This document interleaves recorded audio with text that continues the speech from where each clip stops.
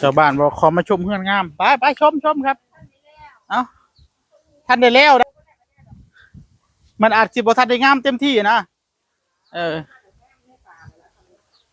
มันยังทันได้งามเต็มที่มันจะงามกว่านี้อีกอยู่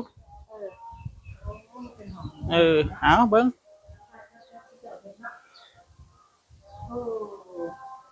เงินใดเป็นมันนอนทำอยู่เอาเลยไปจะเฮ็ดจังซี่แล้วเฮ็ดเป็นเครื่องนึงเลยเอาใหม่ขึ้นเครื่องนึง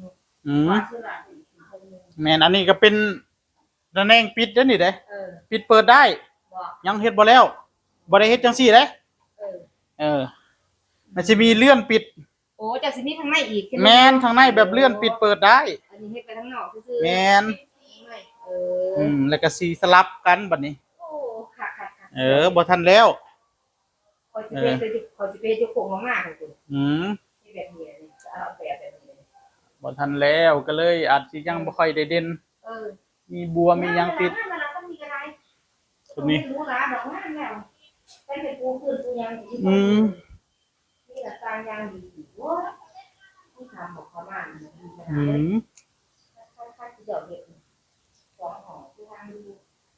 อยู่บัดนี้อยู่ชั่วลูกชั่วหลานพุ่นล่ะอยู่ยาวไม่เฮ็ดให้มันดอกแม่มันก็ไปกรุงเทพ100 ปีเพิ่นสิอยากในอนาคตมีเงินมีค่ำก็ต่อออกข้างๆมีเงินมีค่ำจังต่อนี่เด้มองต่อเพิ่นดิถมดินไว้ให้แล้วต่อออกไปดิใหญ่ได้บัดนี้ไดหลังบ่ใหญ่ได้นี่อันนี้เด้เล็กดีจ้ะเงินเฮ็ดจังบ่ทันได้แล้วได้ก็สิเฮ็ดมองล้างถ้วยล้างจานเพิ่นอยู่ได้โอ้เฮ็ดองครัวอีกแม่นบ่ทันได้แล้วซะพี่ได้ยังอีกหลายแนวอยู่ได้แม่นครับเล็กนี่บ่ได้พอเด้สิเอามาตื้มอีกได้นี่เด้บ่พอมันต้องเฮ็ดอันมองล้างถ้วยล้างจานมองซักผ้ามองตากผ้ามองหยังอีกมองหุงข้าวหุงน้ำอีกเด้ซื้อได้กุศลบ้านเฮาแล้วนี่นะบ่ได้ผู้ใหญ่ใจะดีส่งมาให้ต่างหากเพิ่นส่งมาให้เบิดละประตูหน้าต่างทีนะจะดีซื้อมาจากกรุงเทพเพิ่นก็ส่งมาเอาเนาะบ่ได้ซื้อเพิ่นส่งมาประตูนี่เฮาซื้อบ้านเฮามันแพงเพิ่นซื้อในกรุงเทพกรุงไทยแล้วเพิ่นส่งมาเลยส่งเกาหลีมาเลยแม่นครับเพิ่นส่งมาหมดแล้วซุมื้อนี้เล็กนี่ก็ส่งมาจากกรุงเทพพุ่นบ่ได้ซื้อเอาแต่บ้านเฮาได้แม่นโอ้ดีเนาะครับเพิ่นส่งมาเป็นคัน10ล้อพุ่นเด้เล็กก็ได้ผู้ใหญ่ใจดีเพิ่นส่งมานะบ่ได้บ่ค่อยซื้อแต่ไม้ฟ้านี่บ้านเฮานี่กับปูนกับซีเมนต์นะแม่นที่เหลือเพิ่นส่งมาเบิดบัดนี้งบเบิดหลายปานใดอันนี้เบิดหนี้ซื่อๆตอนนี้นะตอนนี้หมดเพราะว่าของนี่เฮาบ่ได้ซื้อหลายเนาะเฮาบ่ได้ซื้อหลายเฮาซื้อแค่ไม้ฟ้าเทพื้นหยังนี่หมดประมาณวัง 70,000 นี่ล่ะครับประมาณวัง 70,000 นี่ถ้ารวมเล็กรวมอีหยังนำเพราะว่าส่วนหลายเฮาบ่ค่อยได้ซื้อเงินสด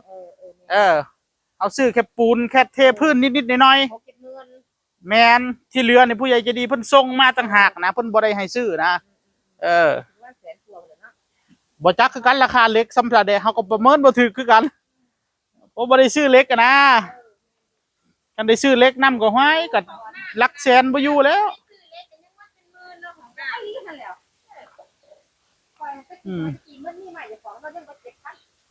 ห้องน้ำนี่หมดไป10,000 กว่าบาทเดี๋ยวบ่ได้ซื้อเหล็กคือกันนี่ซื้อแต่ปูนอิฐบล็อกก็บ่ได้ซื้อเด้เพิ่นส่งมาให้เด้ซื้อแต่ปูนกับกระเบื้องอีหมดไป10,000 กว่าบาทอีกเด้ของงานก็มาตรฐานเขาเชื้อราดีเชื้อราเครื่องนึง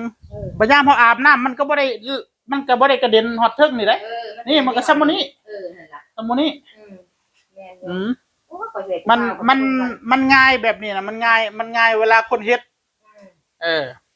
อันนี้มันก็บ่ได้แพงนะเชื้อรานี่เนาะแม่นหมดดีใส่2 มัด3 มัดนั่นแหละมัดละ300มันบ่ได้แพงแต่ว่าต้องเป็นสีขาวเด้มันเป็นสีอื่นแพงแม่นเฮาอยากได้สีอื่นเอาซื้อแบบขาวแล้วมาทาเอาซื้อสีมาทาเอาเนาะแม่นมันสิถูกคันซื้อแบบเป็นสีน่ะมันแพงคอยหันจากนี้เงินจักแสนของแสนแล้วก็เสีย ฮ็ดอันนั้นเฮ็ดบ้านคนเซาอยู่หลังอังสนาเห็นบ่ห้าเพิ่นก็อยู่หันหา อ๋ออยู่มอง อังสนาเลย มองข้างหน้าหรือข้างหลังครับ อยู่หลังอังสนา อยู่หลังอังซานา ติดหัวอังสนา เออ เห็นบ่ติดหัวข้างหลังนั่นน่ะ เออ แต่ว่าทางนี้ทางเขา มันเป็นทางโรงเรียนนะบ่ทางเขานะ ทางโรงเรียนต่างหากทางตกไปต่างหาก โอ้คันเฮ็ดบ้านเช่าอยู่นั่นโอ้จังซี่เลยคู่ดับแรกละคู่แหละสิได้เช่า เพราะว่าของข่อยมันจากนี่ จักไล่อยู่นั่นครับ หาตำพ่อใหญ่ยางนั่นล่ะเขาไปสนุกจะไปหน้าข่อย นี่ทำไปหน้าข่อยนี่ ประมาณจักไล่ ทำเป็น5 ไร่ โอ้เฮ็ดสบาย5ไร่ เขาเลยที่จะ10 หลัง 10 หลังได้5ไร่นี่พื้นที่กว้างเลย แล้วก็ทางกลางก็เป็นทางว่าง เฮ็ดหลังละแสนนี่เนาะ นั่นแหละจะว่าจะมีเงิน200,000เอาบ่ โอ้เฮ็ด ข่อยหันจะกันออกเล็กแล้วเอาโมเดิร์นไปตั้งเลย อืม เฮ็ดเอาให้ลูกออกเอา อืม ลูกออกเอา คันมีสร้างมีหยังนะเฮ็ดเอาถือ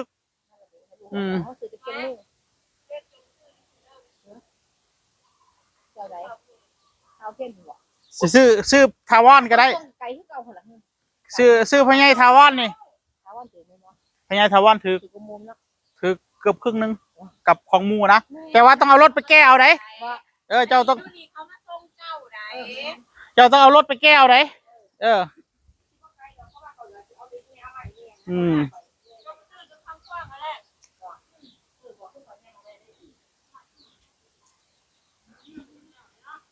ร้านพญายทาวอนถ้าอยากได้ถือเด้อ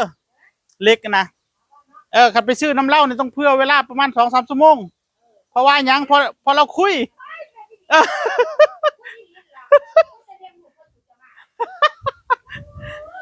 เพื่อเวลาในจังหน่อยไปซื้อของน้ำเหล้านี่คุยอยู่นั่นล่ะบ่ขายจังเทื่อคุยพาแต่คุย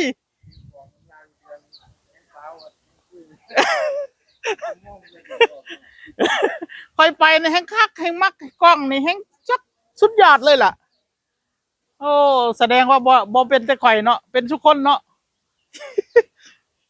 คันคุยน้ำเนี่ยแห่งไปไหลไปเรื่อยๆเดี๋ยวบัดนี้เรื่องไม่ติ๊กเถอะ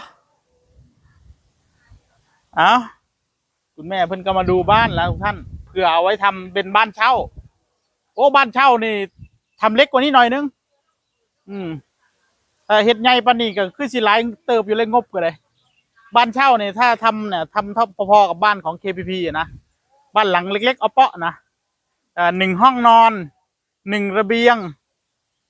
นะครับมี1 ห้องนอนแล้วก็1 ระเบียงแล้วก็1 ที่จอดรถแบบนั้นนะแล้วก็มีด้านหลังนิดหน่อยเป็นห้องครัว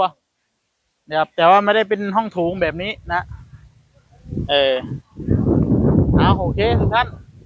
ฝากไว้เท่านี้สวัสดีครับ